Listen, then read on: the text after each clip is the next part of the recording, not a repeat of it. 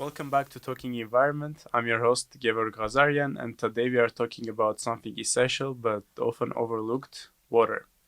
In cities, we usually only think about water when it floods our streets or disappears from our taps, but underneath the pavement, there is a whole system working around the clock. And the cities grow and the climate changes, the system faces more pressure than ever. So, to answer some questions and help us understand it all, I'm joined by Dr. Laura Toran, a professor of Earth and Environmental Science at Temple University. And she's an expert in how water moves through cities, from rain falling on roofs to how it affects the groundwater deep below. Dr. Toran, thank you so much for joining us today. Thank you for having me. It's a pleasure. Awesome. So, if you could give us just a little bit of background of what do you do, what's your research expertise? Yeah. So I started out as a groundwater geologist, so I was mostly just studying that deep subsurface, but I got interested in streams actually through karst hydrology. So karst is a type of rock with big holes in it. And one day somebody asked if I would monitor a storm pipe. And I thought, well, that pipe looks just like karst to me. And so I started monitoring the stormwater coming through these pipes. And before I knew it, I was in the streams too. So now I'm ambidextrous. I study both groundwater and surface water. Nice. Yeah, that's exciting. And could you give us just a little bit of just introduction? What is urban hydrology? Yeah, that's a really interesting question. So if you think about the natural water cycle, we know it rains and the rain falls on the ground, and then some of it infiltrates, and some of that infiltration gets to groundwater, and then the groundwater discharges to streams. But some of the rainwater discharges to streams, and eventually it all ends up in the ocean, evaporates, becomes clouds, and rain again. So we got a natural water cycle. People interrupt that cycle, and that's what urban hydrology is about, is how people are interrupting it. And one of the main ways that we do is by building things, so the water can't infiltrate if there's buildings and pavement there. And trying to figure out what happens to the water when we've interrupted that cycle is the study of urban hydrology. One of the things I really like about it is that it's a relatively new field in science. And so I get to explore a lot of questions because there's so many unanswered still. Would you say the science field is becoming more and more popular, more and more pressuring as the cities grow, more buildings are built? You know, it's hard for me to tell because I'm right in the middle of it. So it may be growing. I know my interest has grown a lot in that I can get students to come work for me, and they're very excited about working in urban systems. So my gut feeling is the answer is yes, but I don't have like numbers of how many scientists study the natural cycle versus the urban one. Your comment about the pressure, though, is very relevant because more and more people are living in cities.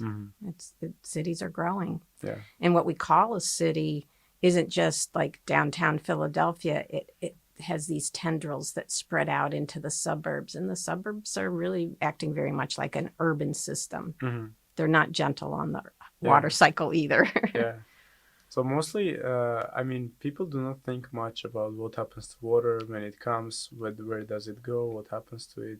So, like, for example, in Philadelphia, where does the water go? So when it rains, for example, where does it go? Where does it gather? Yeah, Philadelphia is a really interesting case study for that question because we're one of the oldest cities in the country. We were one of the first to put in sewer systems to try to control that water. They realized that having raw sewage on the streets where people were exposed was a bad thing. You know, they recognized that early. And so they built these pipes underground to take that water. But one of the first decisions they made was a bad one, and that was that the pipes carried both sewage and stormwater. And so we call that a combined sewer system. And a lot of older cities have these combined sewer systems. And the result is that when there's too much stormwater, and you've already pointed out, as we build and build more, we've got more and more stormwater, our combined sewer systems are overflowing. And when they overflow, the water treatment plant can't handle it, and we end up dumping raw sewage into the Delaware River. And EPA doesn't like that. Yeah. And so all the cities that have these combined systems, EPA has told them, you got to separate these. We can't keep putting raw sewage in. Philadelphia had a problem because it's such an old city. We built our first sewer systems too well. A lot of the cities, as their sewer pipes broke, they replaced them and separated them. Our older pipes weren't breaking. They were they were just. That's a good environment, bad problem to have at once. So yeah, it was good that they did a good job in the beginning, but now we're sort of suffering from it. Plus, we had more of the city with that structure, and so getting to those pipes would be very disruptive. So the Philadelphia Water Department came up with a really very unique proposal. I guess you shouldn't say very unique, because unique just means unique. One that nobody else had come up with, which was, instead of paying all this money and disrupting so much of the city to separate these two pipes, they said, what if we kept so much stormwater from getting into the pipes? So cut off the stormwater piece of it by building lots and lots of green infrastructure. And it would also make the city look prettier. Yeah. So they started on this almost 10 years ago now, and they have a 25-year mandate to give this a try. So we're getting close to halfway through, and it's an experiment. So that's what they're trying. Will it succeed, or will they have to separate some of the pipes is still something where we don't know. But one of the things I study is those stormwater systems to see if they're working, if they're getting enough water, are they functioning properly, are we maintaining them? What are the numbers behind it? Can we make it there? And I study those systems both in the city and then in the suburbs outside the city, which are regulated under a whole different set of rules. So how is that going? Is there, they started 10 years ago? Is it going to it gets mixed reviews. I think the places where the city and where businesses, because they've encouraged businesses to put them in, and universities. So whenever UPenn or Temple decides to construct a new building, we have to put stormwater controls in now. And I think some of those things are going very well. I know the ones that I've monitored on our campus are doing a great job. I think citywide, it's a mixed review. There's some places where it's working and some places where it just isn't capturing quite enough water. I do think people enjoy the green spaces. So it's a matter of size. If you picture the city and how much water is falling on it, we need an awful lot of these to capture the stormwater. And I don't know that we're going to come up with quite enough to capture enough. So you think we will have to propose another solution? I think there might be a compromise down the line. But I would say that there's a lot of them that they've built that are working really great. And I've monitored some of the biggest ones, some of the really big ones. Because, we get funding for bigger projects, and those are the ones they especially want to monitor. Yeah, that's interesting. Let's see what happens in 10 years. Let's see what happens. I think there will be a need for an alternative solution also with that. The spaces, for example, in universities or more developed areas, that could work really well. Yeah. But one of the places they put a huge stormwater control measure on the Temple campus was underneath the practice football field. Big space. It stores a lot of water. Yeah. So you'd be surprised. There are some places that we can go. Yeah. That's great. So my next question is, we have been hearing more floodings in cities that happen. Would you say sometimes it's just a bad luck for cities, or there are some ways that the cities or the people or departments can work on preventing these things happening? It's the same solution. We have to build these stormwater control measures. But I sort of see you leaning toward a question of why does it seem to be getting worse? And I do think there's a couple reasons. One is that we are building more, and we still build, even when you think, we've built everywhere, we find one more place to build. So I think in that respect, the Philly system, where if you build, you got to build stormwater control, that's a good system. But the climate is changing, in different parts of the world. Climate change means drier conditions versus wetter. we are in a part of the world and the country where it's going to get wetter. That's what the predictions are. And we seem to be seeing that. That's a challenge because these stormwater control measures we're building for today's weather, and they need to be able to handle tomorrow's weather. And I think that's going to challenge us a bit. Yeah, it makes sense. Yeah.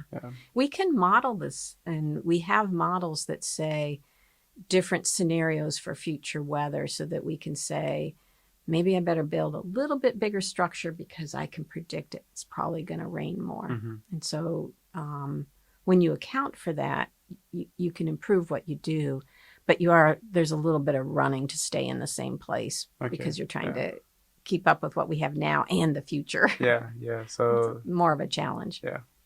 So would you say cities are still developing their systems, but climate changes in other places? Yeah, and climate change is making it harder for them to make those plans. It makes it harder to keep up. That's the right way to phrase it. Exactly. Yeah. Okay. And moving on, you also mentioned your work also around the karst hydrology. I mean, you mentioned just briefly what it is. Some similarities. Yeah. Why is it important for people? So there's a couple of reasons why karst is important, and then I'll show you some of the crossover between urban hydrology, more of the crossover between urban hydrology and karst. I mentioned that karst systems are geologic formations with big openings. And that means that if you contaminate a karst system, the contaminant's going to get away from you very quickly because those openings make the water move faster with less filtering than typical groundwater. So karst systems are more vulnerable. And that intrigues me. We're challenged with karst systems because we don't actually know what the pipe network looks like. With the infrastructure, human infrastructure, we have a guess, and we don't always perfectly know that because we didn't always keep good records of where we put our pipes. But at least somebody at some point in time knew where we put those pipes. And if you dig, you might be able to figure it out or use geophysics to map your pipes. With karst, it's a bit of a mystery. So part of my research has been to try to use how water flows and how chemicals flow through karst to try to back out what the infrastructure looks like back there. What does the cave network look like? Because then we would know, we'd be able to assess vulnerability better. And what I realized very quickly is that one of the most interesting times is when storms are pushing water through, because you get that fast flow and you get some of the slow flow mixed in, and that balance can tell me a little bit about the size of the openings. So I found myself doing a lot of stormwater monitoring, and that means finding equipment to go out and either continuously collect data, or I even have samplers that will collect samples at regular intervals so I don't have to stand there in the rain and collect the samples.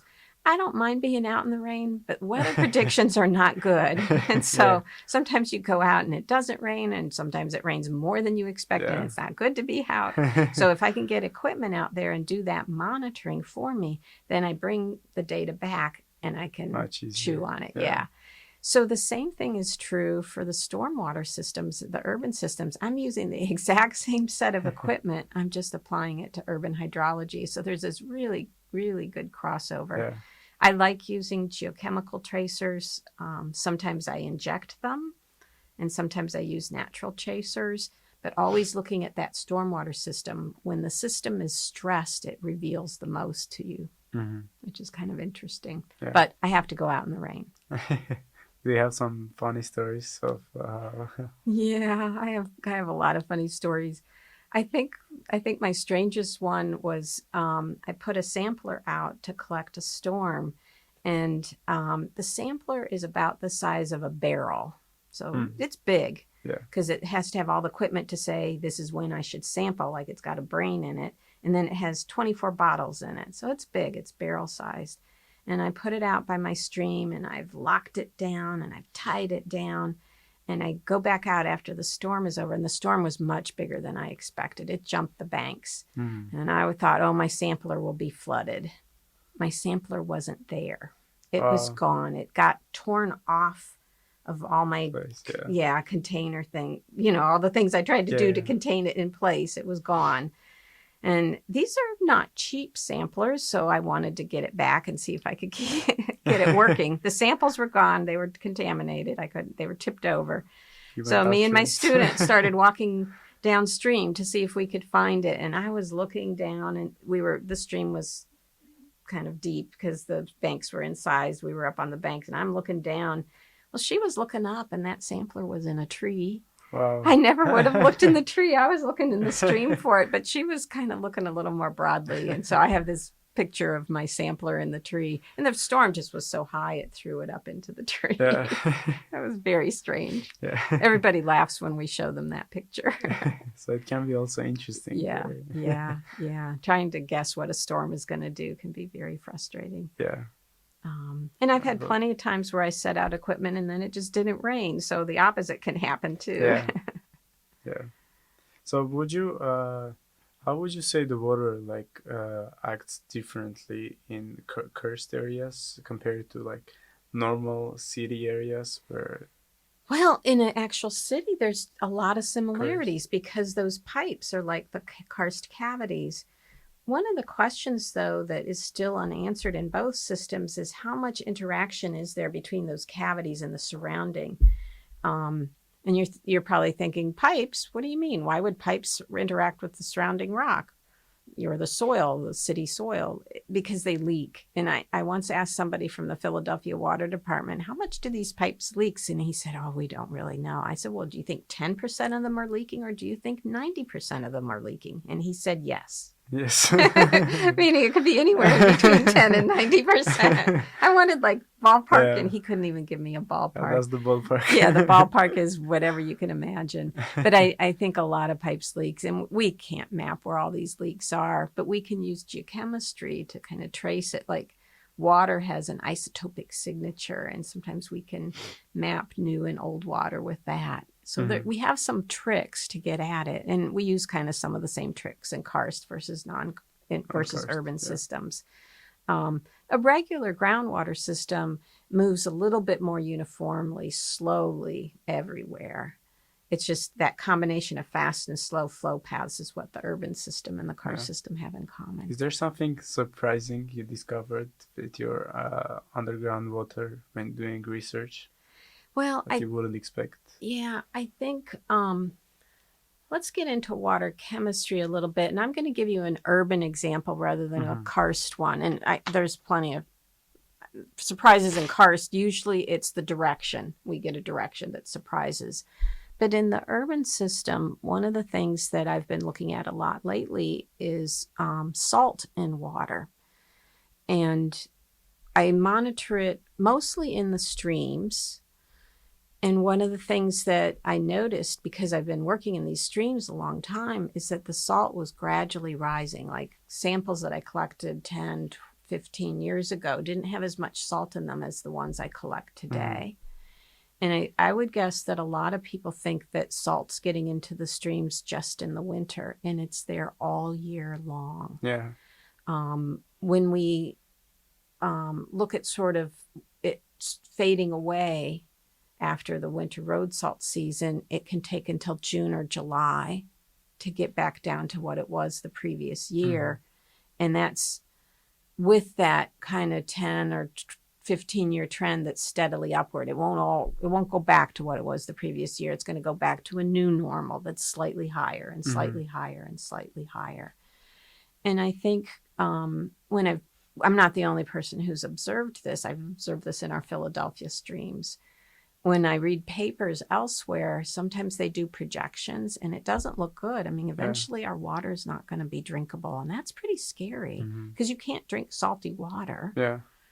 We're not there yet, but I think it's going to happen if we don't do something about it, do something about how we distribute salt on our pavement. We call it road salt, but a lot of the salt, I'm convinced, is coming in parking lots. It's businesses, not just the municipalities or the state that's putting salt on roads, the businesses. Did you notice when you were parking your car somewhere this winter that the parking lot was full of salt? Crunch, crunch, crunch under your feet. Yeah. So would you say human activities also affect the water quality too? Yes, absolutely. And I think that I think that I didn't realize salt was rising so fast until I Mm-hmm. started looking at my own data and then reading other papers and going, oh, this is happening everywhere. So that's a little scary. And I think it's going to be a tricky thing to deal with because we have to overcome a fear of driving in the winter and businesses' fear of not having customers or having their customers be upset because they didn't salt and our desire to have drinkable water. These things are fighting Completely, each yeah. other. And I don't think it's not just a scientific solution of finding a better way to make the roads and the parking lots safer. It's also a societal attitude thing that maybe we shouldn't drive for 24 hours after it snows or something like that. Maybe there's some things we need to change in our Yeah. mindset. Yeah. So how would you say, what are some ways that we can protect the water quality? I mean, you mentioned one, that not driving 24 hours Yeah. after And it I snows, came up but with that off the top of my head. Maybe we'd yeah, need it to be 48 hours. yeah. I lived in Minnesota for a while and they didn't salt as much there. They Hmm. just drove in the snow. So maybe training ourselves how to drive in the snow. I'm not sure that would be a satisfactory answer for people. There's so many ways. With many other chemicals, we regulate. So the municipalities have to watch how much sediment they let get into the streams when they're doing construction projects, and how much nutrients when they're fertilizing, and they have to keep, or the wastewater treatments have to keep track. So we have a number of regulations. We don't have one for salt yet, for the reason that I told you, that we've got these two conflicting desires for safety and to keep our water from getting too salty, and we have not come up with a regulation yet. So I think it's going to take a group of people to design such a regulation. We've been able to do it with some other chemicals, but not so far with that one. Yeah. We know that we have to keep the salt level to a certain. We can't drink it when it gets above a certain level, and it's actually difficult for fish eggs and things like that for a certain level. And we're approaching that. We get to that level in the winter, and it lasts longer than it used to. Yeah. Are there any other things that affect the water quality too, besides the salt, that are big? Yeah, so I mentioned nutrients. Yeah. You were asking about some things that surprised me. Sediment probably causes as much of the disruption in the aquatic habitats as some of the chemicals that we hear about, and we don't hear about sediment as much. But if you picture yourself as being a critter living in the stream, and every time it rains there's a landslide, that's not a very pleasant place to live anymore.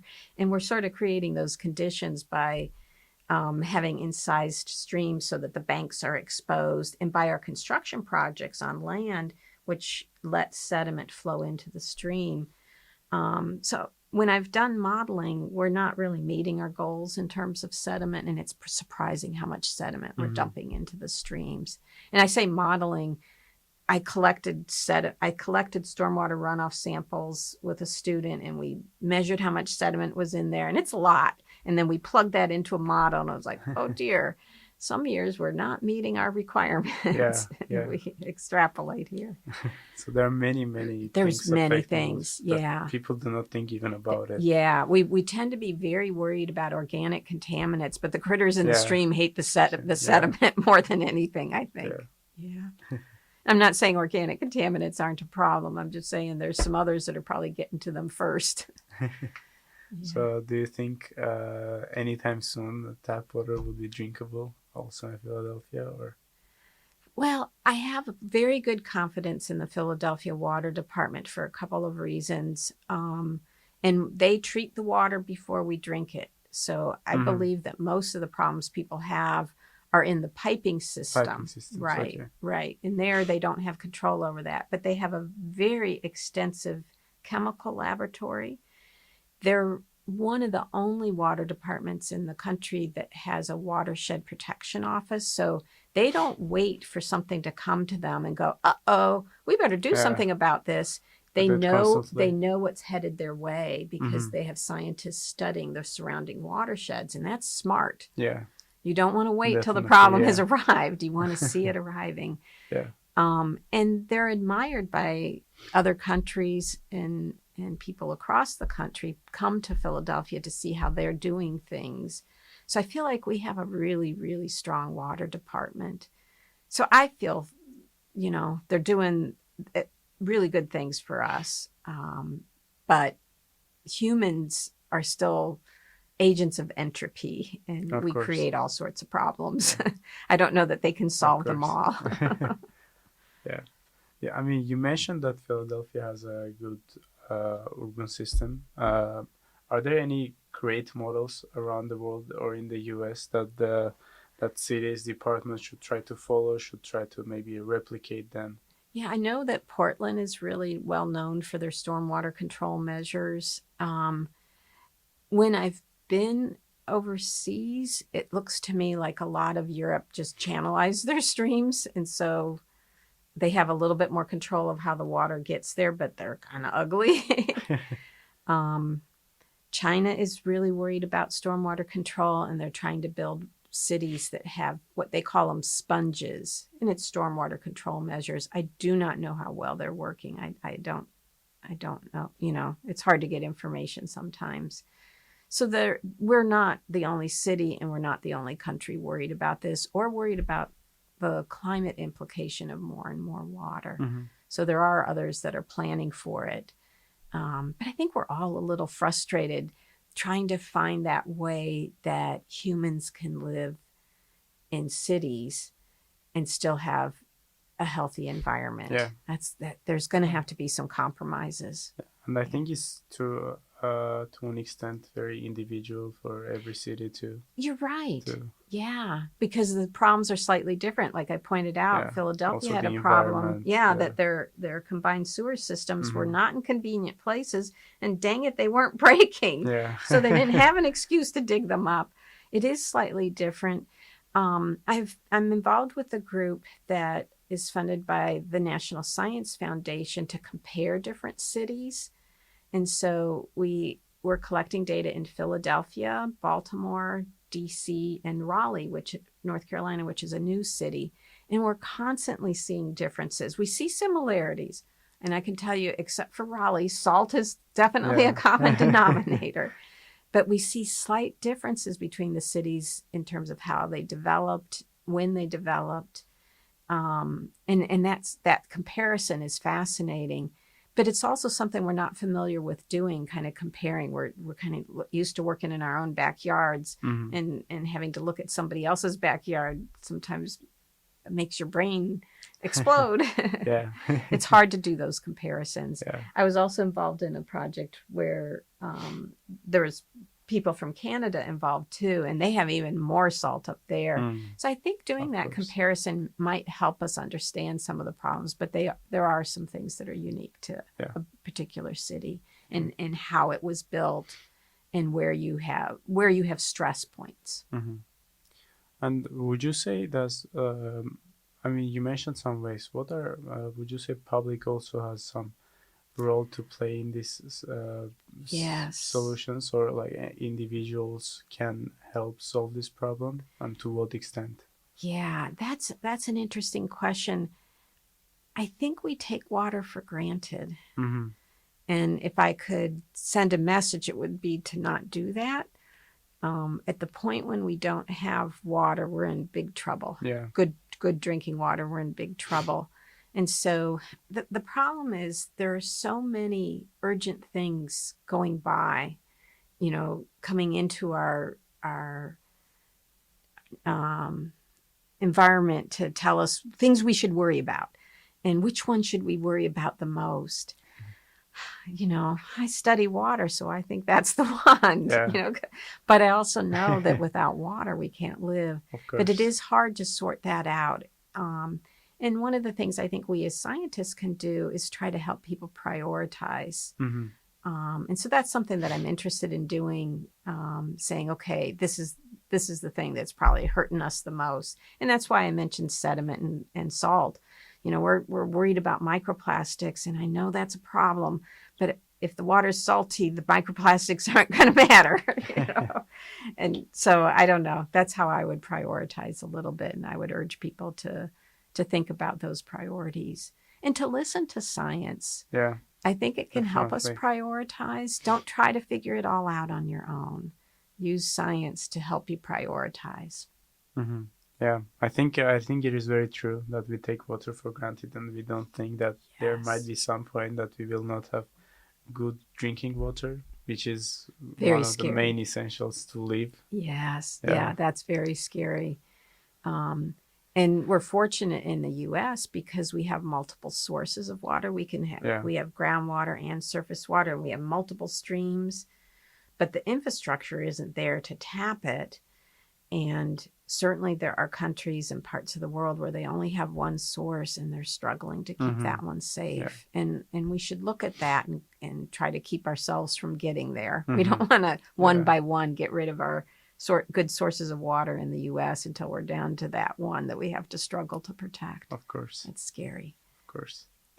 Yeah, and to finish off, what would be some message for people who will probably be interested getting into your field to hydrology? Oh, yeah. What would you say? Yeah, it's a great field to be in for a couple of reasons. One, there's a lot of unanswered questions, and that's Hmm. always fun. Of course. Um, Also, there's a number of different ways you can approach it. You can approach it from an engineering viewpoint or a geoscience viewpoint or a policy viewpoint, so that whatever your strength is, we need you in this field. Hmm. And so I think that makes it very appealing. And there's going to be all of my students find jobs no matter what the job market is for the rest of the country. There's always jobs in the There's a need, environmental of area. course. There is a very big need. Yeah. So you're working on problems that can be very close to home, and you get to help solve problems that you get to see the solutions to. So that ability to work on problems that are close to home, I think, is really impactful. Yeah. Mhm. Thank you so much. You bet. Yeah. Thank you so much for joining us today. And thank you so much for helping us dive into this really complex and often not really deeply understood topic. And yeah, your work really helps us understand that why water is important and why is it urgent, as we said. Yeah. So thank you so much for joining. Thank you for having me. Yeah, and to our listeners, thank you so much for joining to this episode. And if you enjoyed this episode, subscribe and follow Talking Environment on YouTube, on Spotify, and Apple Podcast. Thank you so much for joining, and until next time.